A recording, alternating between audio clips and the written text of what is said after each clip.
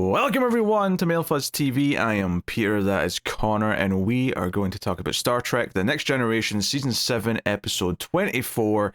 It's called Preemptive Strike. So spoilers for the episode as always, and notably, this is the penultimate episode of Star Trek The Next Generation, because the final two are one big double episode. So this is actually the last regular length episode we're ever going to do, which is a bit weird. It's been a long time coming. It's been a while we've been working on this, yeah. Yeah, I mean, it's actually kind of worked out to be about 7 years, which is kind of funny, because... For just Next Gen? Yeah, we started that in 2019. Oh, fair enough. But between the obvious sort of more like rough recording schedule in the last couple of years and the fact that we've obviously been mixed up with Deep Space Nine for the last 2 seasons, it's slowed down a bit as it's went on, but yeah, it's taken 7 years. But here we are, as Connor's cat is getting right in the camera. So Laura N's back in this episode. We read about that last time, that she was going to be back, and it's interesting that I kind of expected a big final data episode before the end of the show. So I'm not surprised, obviously, because we read what this was going to be last time, but it was something that was in my head as I was finishing this one. I was like, oh, we're not getting another data episode then. Unless he really heavily is focused on in the finale, which maybe he is, but I just thought it was interesting. I could see it, I think, because out of this last chunk of episodes, I feel like we didn't really have a Riker episode. We didn't have a Data episode. So maybe you know, those two, and then like Picard will be like the big focus of the last one, like the double. Yeah, I don't really think we had a big Geordi episode recently either, but I mean... That's true, no we didn't either. Yeah, but obviously we got the Wesley, which is also kind of Beverly's episode in a lot of ways. We had some Troy stuff, and we obviously had kind of Worf with his son, and the ship with its child, technically. Lots of kids, lots of legacy. Yeah, a lot going on there. But yeah, this one focuses on Lauren, who's back on the ship. Everyone's happy to see her. She's graduated from advanced tactical training. She's a lieutenant now in Starfleet. Hey, her life's really taken that turn. Picard's put her on this path. But this episode's going to come in and make her kind of second guess what her allegiances are and what she actually wants to do. Which, I think, to be fair to it, all feels very natural. I think the fact that this Macquarie kind of thing, this resistance in the demilitarized zone that has been sprouted up over the course of the last few episodes between both this show and Deep Space Nine, it makes sense given her backstory that her being sent undercover to infiltrate the Macquarie and not only get intel from them, but eventually set up a trap for them, is going to make her question things. And you know, they send in someone undercover, but they become attached to the people they're supposed to be lying to, is a very tried and true trope. I think it's particularly potent in this concept because she's getting undercover to effectively a resistance that very much mirrors the own resistance that she was a part of for many years. And kind of, you can sort of see why that would kind of appeal to her. So a lot of this episode is her being pulled between her natural instincts and this idea that she does genuinely want to, like, stay true to what Picard's taught her and not let him down and prove herself a valuable asset to Starfleet. She wants to do both things, and by the end of the episode, obviously, she does make a choice, which we'll get to. But what did you think of Preemptive Strike? I think that this is easily the best episode we've had in a long time. I don't think it's even close compared to like the last 6, 7, 8 episodes. Yeah, no, I think I'd have to check when the last one was that was as good as this. Like, but it feels like it's been a while. Oh, don't worry, we'll be doing a top thing at the end, so we'll find out. Oh, I know, and like this immediately is in like the conversation. I think like already, you know, getting like halfway through this episode, I was like, oh, well, unless this shits the bed, I'm like, this is easily going to be in the conversation for one of the best things this season. Well, I felt like it just had something new to do and say, because one, it was focused on a character who's only had a few episodes ultimately, right? So there's a lot more to do with her. But it also feeds into all the stuff that's going on in Deep Space Nine. Not that she directly has been involved with that, but all the history that we've learned in Deep Space Nine feeds back into what her story is. So it kind of works very naturally to kind of make her fit into that. Yeah, I think it's really neat. Joe, we talked about how, well, I mentioned a second ago how like the last few episodes have all been with kids, and it's like a bit like this is the legacy.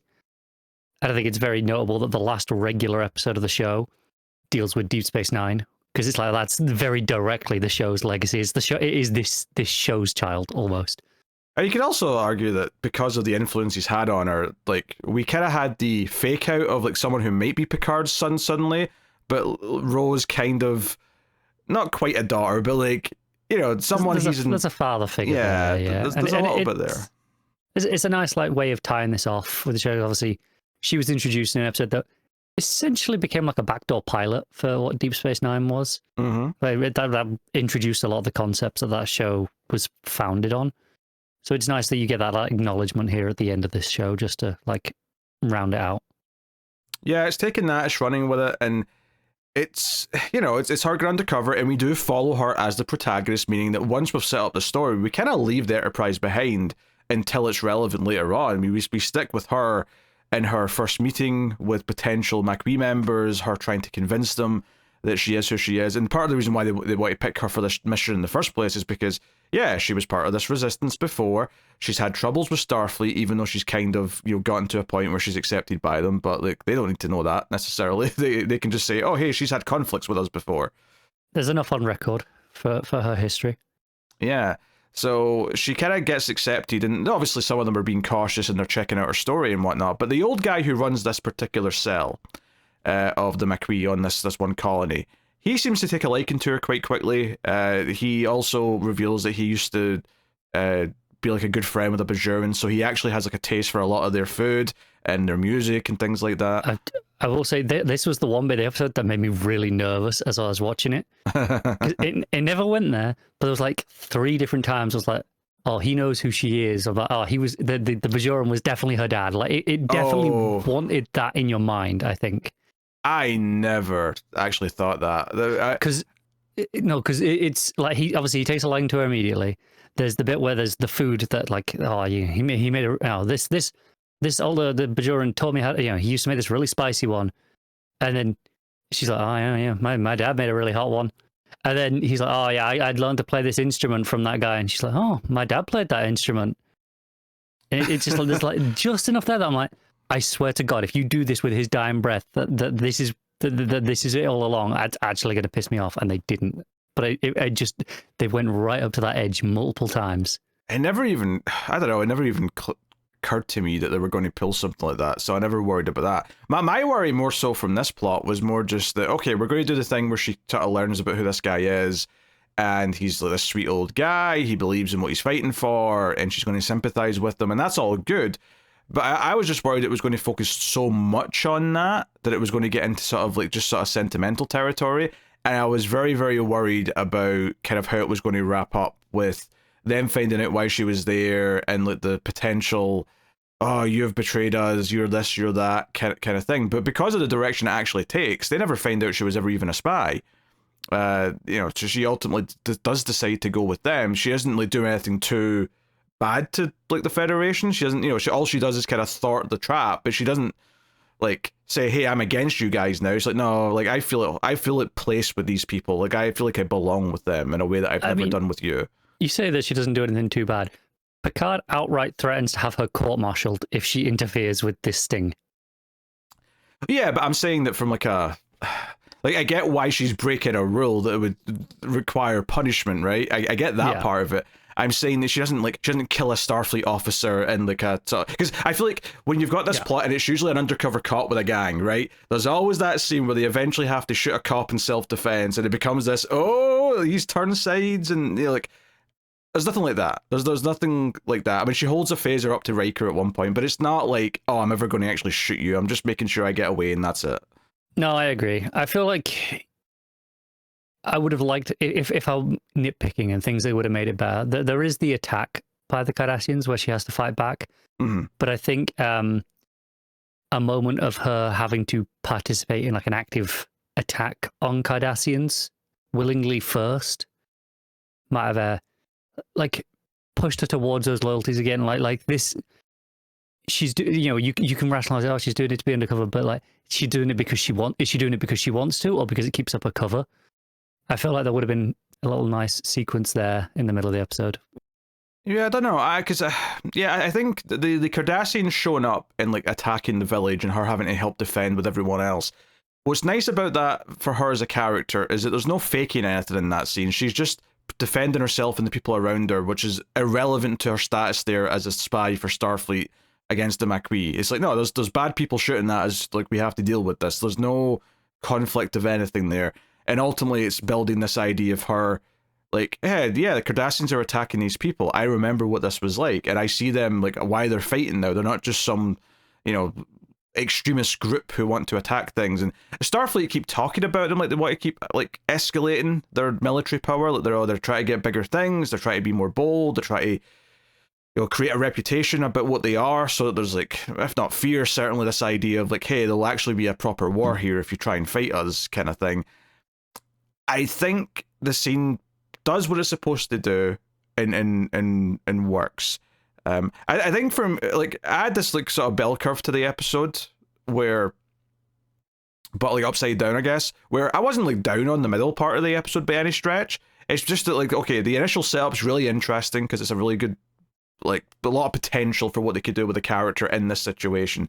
And then I really liked how the outcome plays out once she actually makes her choice. It's particularly the idea that she still feels really sad about kind of betraying Picard. Like, I think that's the part that gives it some weight and nuance, is that, like, I don't hate Picard, I don't hate Starfleet, but I've picked my side now, and I'm sorry that I've had to, like disappoint him. Yeah, I get where you come from. I think this is why I was saying I wanted something with a little bit more bite of her having to make a choice, instead of just it being forced on her with the Cardassians attacking. She mentions how, oh, the Maquis aren't really like that. We don't, they're not going out and attacking. They're just defending themselves. And she makes a point of saying, well, at least this cell is like that. And that's true. At least from what we see here. But also, we know that there are other cells that are a lot more proactive. We've seen them on Deep Space Nine.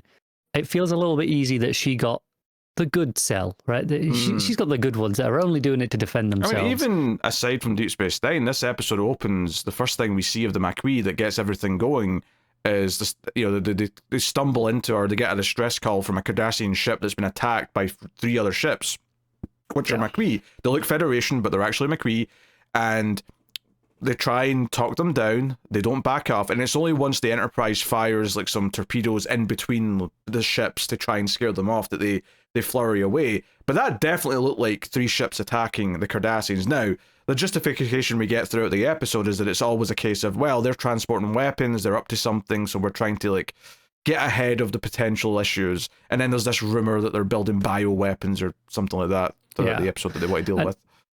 And I get it. Like, the Maquis are dangerous. They should be, if we're doing this right, they should be aggressive. They should be full of rage, right? That's how this works. And I think that's why I wanted a scene of her seeing that as well, like, not just the peaceful commune life almost that she has, and the nice old man who reminds her of her father. Yes, exactly. Like, it's easy to see why she's made this choice when this is who she's living with. They're not doing any, like, we never see them do anything aggressive in this episode, or even just negative. They never do anything negative. We never see them plotting. We never see them pulling in and off. We never see them attacking any Cardassians except in self-defense. I want to see them being portrayed in a more negative light. Yeah, where she's admitting to herself that she's willing to do the less pleasant parts of this as well. It's not just about what she's been presented with so far. And that's where it comes back to the undercover person. The cliches, like, say, killing a cop. Here, I don't want her to see her attacking Starfleet. I wanted to see her going after Cardassians, because, like, she'd probably enjoy that on some level. Like, that's, like, she'd get satisfaction in that, or at least the Roller that we were introduced to would. Would this version of her still feel that way, or is it here doing it in self-defense? It's so different. I wanted to see her have to make that uncomfortable choice of, is she still that person? Can she still be that cold-hearted? And she kind of makes that choice and decides that she is without having to go through that conflict. And I do wish we'd seen that. Yeah, I think it's backed up by the backstory of both her and the entire conflict at large that we've had through both shows. So it doesn't come off as super cheap, but I do think that it is lacking that extra bite. I think it's why, you opened this very strongly with saying it's the best episode we've had in some time, and you're probably right. But I also don't think it's a complete standout episode in a vacuum. Like I think it's absolutely not. There is some things here that could be better, that could be a bit more heightened, that could, like you say, offer a bit more of like a more shades of grey choice that's happening here. And like ultimately, the only negative part of her choice here is this idea that she's turning her back on the Federation and therefore Picard. And that's the thing they really sell, is the idea that she feels conflicted about that. And even Riker says that at the end. She seemed really disappointed and sorry that she's betrayed you. And we end on that really bitter moment of Picard sitting there contemplating, what's just happened. That's what we end the episode on. Is it does the full spin around his head as he's sitting there in deep thought. I do like that moment. It's very good. Yeah, no, it's good. It's him wrestling with like what, because I was thinking actually when she came on board at the start of the ship, and he does a little thing where he gets her out of the party because she's clearly uncomfortable. He's like, "Hey, Ro, come to the ship, the bridge," and she's like, "Yes." And she walks out the door, and he's standing right there, and it's like, "Oh, I thought you could do with a break." He seemed a bit overwhelmed with everyone coming up and being pleasant, and she's like, "Yeah, a little bit. Like I want to see everyone, but more one-on-one. All this is too much." And it's like, okay, that was very nice. It sort of showed again this kind of almost mentor mentee. That's not a word, you know what I mean? Relationship. Protege, that's a better word. So you've got like that there. But I did kind of get a vibe though, as they were talking about like the academy or this a tactical thing she went on, and he's like saying this and, oh, you're going to be an asset and blah blah. It did start to sound a little bit, even in this scene before we got to like what the rest of the episode was doing, it did kind of feel like, oh, he's put her on this path and she's doing well on it. But it does sound a little bit like when a parent is like, I've decided that this is the best path for you to go on, and I am going to help you do that, and I'm proud that you're doing it. But the whole time I was like, is she truly 100% thinking this, like, I this is what I want with my life, this is what I want to do? Like, I feel like she respects Picard and she wants to sort of honor him and give back sort of like through the things that she's learned via him and what he's done for her as part of Starfleet. But I was starting to think, this does kind of feel like he's assuming she wants all of these very particular things in this path of life. And she does say something to the effect of, if it wasn't for you, my life would be very different right now. And he kind of smiles. But I wasn't convinced that this was, like her body language and everything. It's like not just being overwhelmed. There is something a little bit off here about, is this where she truly will feel comfortable and belong in the long run? And the rest of the episode obviously then takes that and goes, hey, she looks way more comfortable with these rebels than she does with Starfleet. She seems to be fitting in, other than her little, nagging idea that, oh, I'm here to betray these people, which is obviously putting a little bit of a wrench into the works. Otherwise, she seems much more comfortable with them. And there's a whole sequence where to convince them that she can help them, she's like, we're going to steal med supplies from the Enterprise. And she's not told the Enterprise this in advance, but she sort of encrypts a little code along with like a message to basically just sort of say, hey, it's me. And Picard realizes, oh, let her do what she's doing. Let's make it look like we're trying to stop them, but just fire the blasters like over here, like where they were before. Like, give them a bit of a show, let her story have some weight to it. And, that was a fun little sequence, on its own, for sure. But that was kind of the big thing in the middle. And there's the meeting with Picard where Picard pretends that he's just there to buy a prostitute and she's pretending to be the prostitute, and like they're whispering in hushed tones in the corner at the table. It's a very unusual scene for this show. Yes. Especially since like at first I thought it was just, oh, they're pretending to be romantically like interested in each other, right? Because they're getting really close. But then she's like, put some money on the table, as if we're negotiating price. And I'm like, oh, okay, all right. That's where we're going here. Yeah. All right, fair enough. And then Picard ends the whole thing by standing up saying, I don't have that kind of money, and he storms off. Made himself look bad in that bar. I got a little chuckle out of it. But Yeah, I think this episode for me makes complete sense in almost everything it does with the character and how it fits into the conflict, but I don't know if I necessarily have an exact idea of what I want added in. You've suggested a couple things which make some sense to me, but there does feel like there's something extra bite missing somewhere in the middle, and I don't know, maybe that is like her being forced to take part in an operation before she sees, because I think the attack on the village is proof that, oh, these people need to defend themselves, and that's why I can get behind their mission, and that's fine. So that does kind of have to come last out of the incidents, if you will. Yeah, and that's the thing, like that. I have no problem with that sequence being there as well as something else. I just think it needed something else first to show that they're not only persecuted. They are active guerrilla fighters as well, right?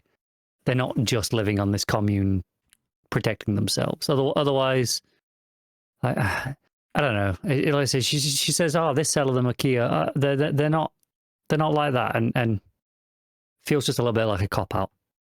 I think Deep Space Nine's did a really good job of selling like this from a neutral viewpoint, where the Maquis and this Cardassian kind of like civilian uprising right on the other side, right? Their version of the Maquis, that they're both equally kind of in the wrong for what they're doing, and that there's shades of grey there. There's some nuance there to how both sides are operating. I think in this episode, by the time we get like halfway through and she's talking to Picard and he's like saying, hey, we can do this trap because, we'll give them a convoy to target us because they think they're transporting weapons or ingredients to what could become very dangerous weapons, and we'll set a trap, you'll give them intel. It really did start to feel, because the episode is from the perspective of her, it started to feel like the Federation, that Starfleet were the bad guys in the moment, right? It felt like, I'm not so sure this feels like you're doing the right thing. And maybe that's a good thing in a sense, because I'm siding with Ro, and that's what she's kind of feeling. She's starting to feel conflicted because this feels wrong what we're doing.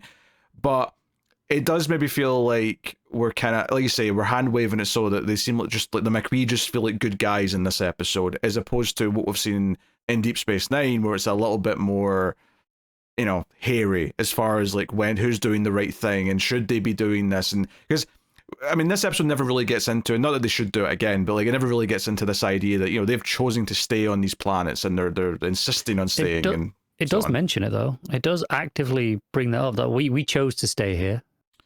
Oh yeah, when the old guy's giving his speech and saying, yeah, we're not going to leave no matter what they do. Yeah, yeah, okay. I kind of meant more from the Starfleet side of like kind of their view on it. Okay, I get that. I think the problem is this episode shows Maquis good guys, Cardassians bad guys. Yes. And while there's an element of strength that, like I say, I put you in Rose's shoes, but it makes it almost too easy a choice for her, I think. It makes the conflict between her and Picard purely just that. And it doesn't take into account the fact that this is a real struggle between the Maquis and the Cardassians as well. Like neither of them are right. Both of them are potentially jeopardizing the future of. They're both in the wrong. I think I feel confident saying that as a viewer, that they're both like more so in the wrong. I'm not saying either side's more in the wrong than the other, but I think both groups that are causing this conflict are in the wrong for jeopardizing the overall treaty that's happened. Yes, I agree. Maybe the Cardassians are more wrong than the Maquis. That's up for debate. But the problem is this episode doesn't even try and debate that. It tries to pretend the Maquis are not in the wrong at all. And I think for Ro making this decision, because it is a big decision for her to leave Starfleet and go and join this, it should be a harder decision. There should be a reason why she thinks maybe this isn't the right thing. There has to be just some reason why it's a conflict and not just this is the right thing to do. Maybe something like she sees like one of the others in the Maquis. As they say, there is a scene where they attack some Cardassians, or maybe even in the scene where the Cardassians attack them, and maybe like one of the Cardassians realizing they've lost already, like surrenders. maybe we see one of the Macquarie be brutal and just kill him in cold blood. And that lets us see a bit of a darker side, for one. And maybe part of like her wanting to be there you could also add on this idea of like, not only does she want to be there because she thinks that the overall idea is right, but she also has like a stance on this idea of like, well, let's not act like cold-blooded Cardassians. Like, if we're going to be the opposing force, then we should be better than they are. And maybe she would have like an opinion of like, no, we're not going to act like them, right? If we're going to do this and we're going to be a justifiable cause that's worth rooting for, then it has to be better than just being like at war and being cold-blooded or whatever. Like, give her something where she wants to kind of not only just help fight, but help kind of like make her side more worthy, or this side more worthy in the ultimate kind of end, so that the ones that are worth winning, if you will. I don't know. Maybe it was something just to add a bit more of a moral dilemma, I guess. Which yeah, it wouldn't make her more shades of grey, but it would mean that there's like this acknowledgement of like, I want to be in this fight to stop it from being like barbaric in some way. Like, I want, like, you know, I even if she would think that, I don't know if she would. I think it's not even that she needs to want to stop it being barbaric, but I want to see her accept that she is choosing a side that embraces barbarism more than the Federation does. Yeah. Like, we know the Maquis are capable of that. This episode shows us that at the start with the, you know, like I said, with the attack on the ships, but we never see this group of the Maquis engaging in any of that or feeling like they're even capable of that. Like, I'm told they're capable of it, but we don't see any of it, and more importantly, neither does she. I think I just wanted her to make that choice, being more informed of like what it entails to be part of them beyond just living this life. Yeah, I mean, this could partly just be, oh, it has to do it all in one episode, and there's no time to get everything that we're asking for here into the episode. I do think it's interesting that obviously it can't solve this, because I suspect that the Maquis situation is going to be something that's ongoing in Deep Space Nine for some time. You know, something we'll come back to over a while. I agree. I would even potentially like to see her and it's possible. I show up on that show. I don't know if she does or not. Yeah, I don't know if the actress does or not, but the door's definitely open for her to do it based on the plot, because like all it takes is like her cell to get involved in a plot at some point during Deep Space Nine, and there you go. You can have Rolaren there in the flesh. Be very easy, yeah. Yeah. Oh god, imagine her and Kira, like a confrontation where Kira's the one having to like bring her in or something. Oh, there's I'd love to see that. There's potential gold in them hills if we go down that path. So, you know, I get why obviously we can't like wrap up the Maquis plot, and I don't think it was ever designed to be wrapped up quickly. It wants to be the status quo that's going into like, I assume, well into season 3 of Deep Space Nine, depending how long they keep it going for. But very curious for that. But I mean, I think the final scenes of her making her choice and the way it's performed are all very good. Like, I think her making the case she does, saying, tell Picard, you know, I'm sorry, and, you know, you can take the ship back. And I like Picard treating it severely. It was like, okay, apprehend her as soon as we get her on the ship. Like, she's getting court-martialed for this. And I'm like, well, first of all, she's not dumb enough to just come back to the ship, Picard. Come on. Let's be real here. How did you think of her? Yeah, but I do like that Riker seemed a little bit more sympathetic in that final scene when he's like handing the report off to Picard, and Picard just stays silent. It kind of felt like Riker was sticking up for her just a little bit, like not like, you know, like, oh, she shouldn't have done what she done kind of thing. Like, I'm sure he still thinks she made the wrong choice because he believes in orders, but I think he's like, hey, she seemed to regret letting you down, but she made this choice. Like, this was a big choice for her. It wasn't something she did willy-nilly to just rebel or something. This feels like a really big thing that she's made here. Yeah, I think he understands it, even if he doesn't agree, whereas I don't think Picard does at this moment. No, and it's not that I don't think he's capable of. I think he's just too close to it to feel it right now. I think he's just... He feels betrayed. He feels mad. He helped her out in a lot of big ways, and this is kind of the path that it's taken. Yeah, it's. I think at the very least as well, I think we as the audience can sympathize with her choice here. So we're not necessarily all on Picard's side of being angry at her. which does make it an interesting little downbeat ending. The moment feels kind of weird because it's like, oh, he's pissed at her, he feels all these things, and we're not necessarily entirely on his side. Like, it kind of feels like she maybe made the right choice for her. And that's complexity. That means it's not just this clean cut, both ribbon tied, like everyone's, ended the story in a nice, comfortable place. This is a little bit more real in that sense, and I kind of respect that.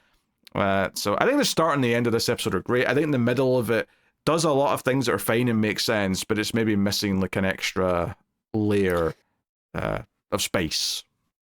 Yeah, no, I fully agree. And despite all that, I stand by that it's still one of the best episodes in a long time. And also, I think it just goes to show that start well, end well. People will forgive a lot of things in the middle. Like, as a rule of like pretty much any story. To an extent, I suppose. I mean, you have to be at least competent in the middle. Don't get me wrong. You can't just like shit the bed for like 60% of your story. But by and large, start well, end well. They're the most memorable bits for most people. You'll get a reasonable reception out of it, and I think that stands true here.